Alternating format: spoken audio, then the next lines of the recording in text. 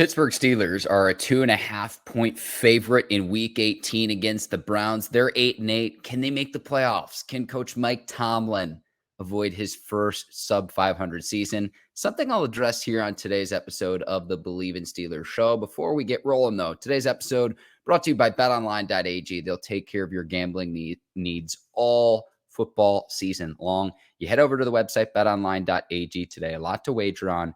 Use our promo code Bleav. You can see that on your screen right now. That's BLEAV to receive your 50% welcome bonus on your first deposit. Bet online where the game starts. The Steelers, the playoff hopes remain alive after a 16-13 win over the Baltimore Ravens on Sunday Night Football. First takeaway is this: Kenny Pickett's the guy. The Steelers have a quarterback for the future that they can build around in Kenny Pickett. Back-to-back weeks with thrilling finishes where, I'll be honest with you, I don't really think the scheme's been there. I think it's been more, you've got a guy with moxie, with swagger, and that the other skill position players believe in. And he's able to create plays and make things happen. I don't think this was scheme at all. The touchdown pass to Najee Harris, avoiding pass rushers, running for his life, finding Najee was a heck of a catch by Harris as well, who had his first 100-yard rushing game of the 2022 season. And you saw the pass to Steven Sims on a great leaping grab over the middle in a very tight window. Back-to-back thrilling finishes. You had the Christmas Eve game against the Raiders and last night against the Ravens. And I think the Steelers got a guy. If they want to move on from Matt Canada in the offseason, that's fine.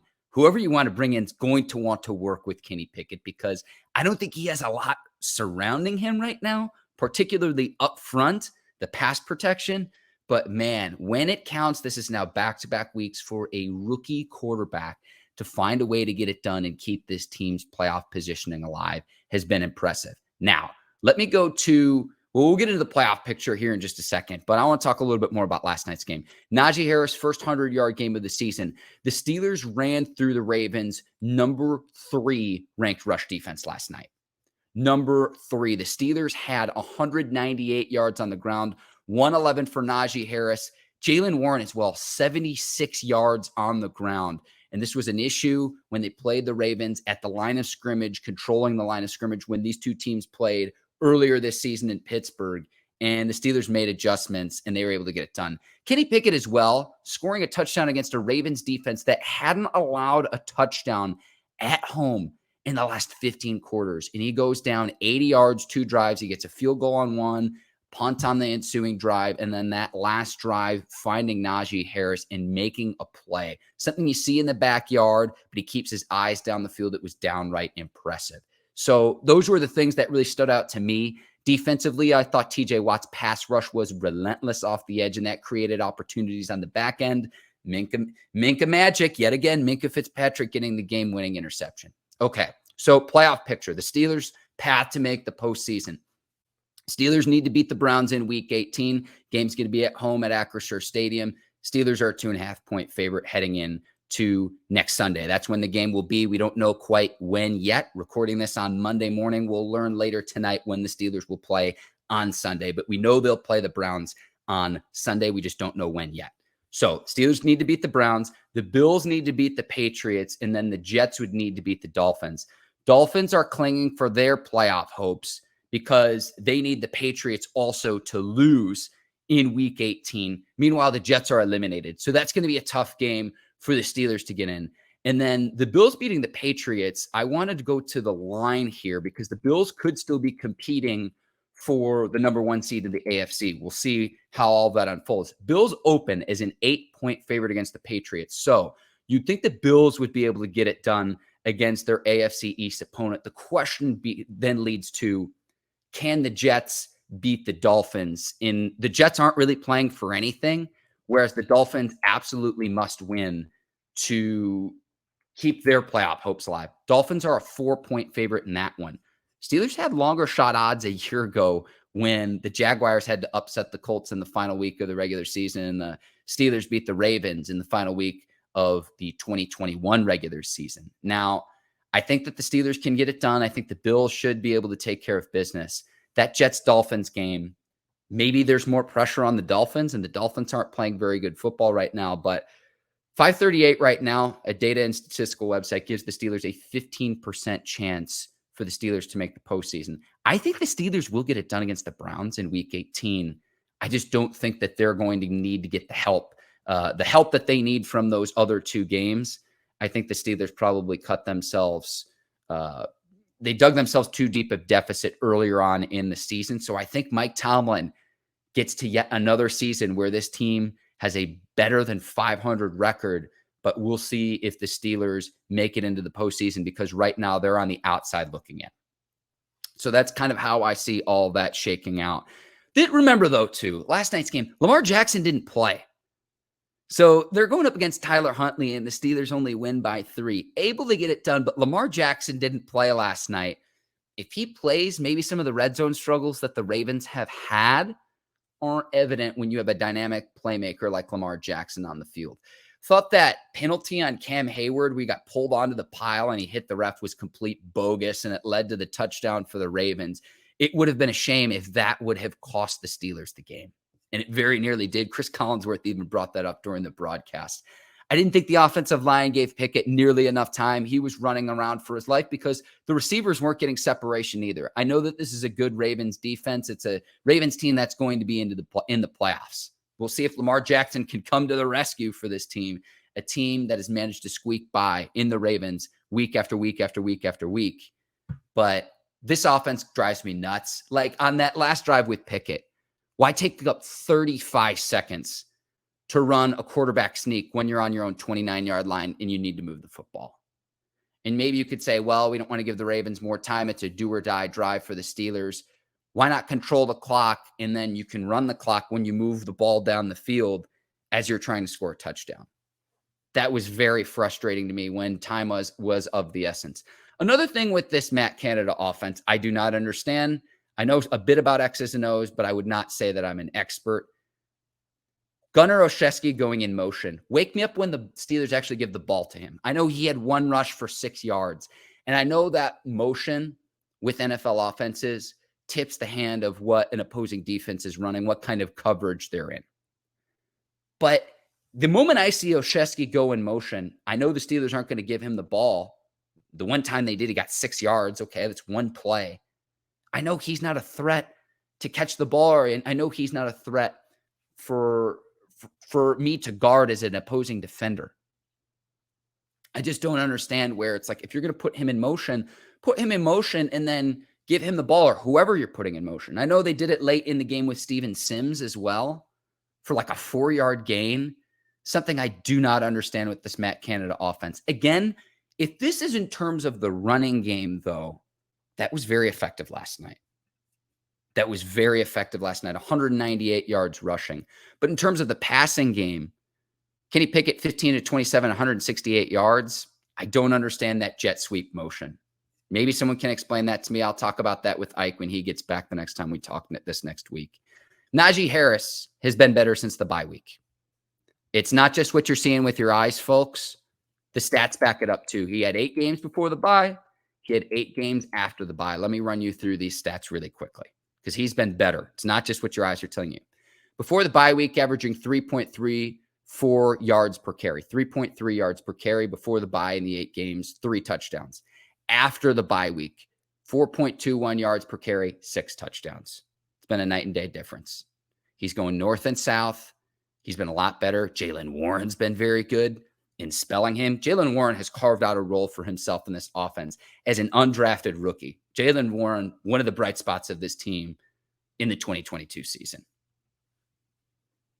Najee Harris has been a lot better. Chris Boswell missing a 48-yard field goal off the upright. He did make 3. He's had a bad year. I'm not going to sugarcoat it. Chris Boswell has had a bad year, and he has his lowest field goal percentage since the 2018 season, when he was playing injured, made 65% of his field goals. I don't know if Boswell's groin is quite right. I know he missed several games earlier this season. I'm willing to let this season slide by, but if he keeps this up next year, if you're one of the NFL's highest paid kickers, 50 yards in, you got to knock them through. He made 3 of 4 last night. I'll give him that. But 48-yarder, especially when points are a premium in a 16-13 game, 29 total points between the two teams. Got to knock them through and take advantage of the opportunities in an offense that has struggled this season. And there's no doubt about that. Okay, so the Steelers also 2.5-point favorite, over under at 40 for the Browns game. We'll see how all that shakes out. Steelers need to win, then they need to get some help for the playoffs. We're going to go to what Yins think. We've got 2 of them today from commenters. Corey Weeks, shout out to Corey Weeks, commented and wrote, something is going to click for Kenny this game. You're going to see a twinkle in his eye, and TJ going to get at least 1 sack. Corey borrowed Ike's psychic abilities. Corey called it in terms of Kenny Pickett and then TJ Watt wreaking havoc off the edge. So shout out to Corey. Thank you for the comment. Thank you for weighing in on our YouTube channel. Another question too.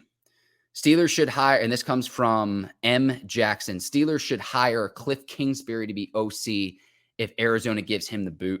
That's an intriguing idea. That is an intriguing idea because if Matt Canada does in fact go, I've seen reports that he is going to go. Wouldn't be surprised by it. This offense still drives me nuts. Find a way to win, and I've been impressed by Kenny Pickett, but the offense still drives me absolutely nuts. Frank Wright is another possibility because he worked under Steelers' former offensive coordinator, Ken Wisenhunt, with the Arizona Cardinals all the way back in 2012. And he has a lot of experience in this league. I think Frank Wright would be another possibility. We'll see how all that shakes out in terms of the OC. Want to focus on this season right now, but Cliff Kingsbury to the Steelers, we'll see. And this is under the assumption that Cliff Kingsbury loses his job in Arizona, which is no guarantee. But I would be inclined to test the waters to see who else you get out of offensive coordinator. I also think offensive line is a problem the Steelers need to address in the offseason, particularly in the draft. Maybe free agency if you can get the right deal, but the NFL draft is where I'd like to see the Steelers do that. Let me go through a couple of other like week 17 reactions here. Get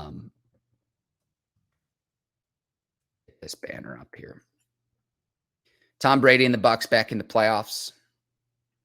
We'll see how all that shakes out. They didn't look impressive. The NFC South has been an absolute dumpster fire this year. But you get that connection going with Mike Evans. They're a good tandem.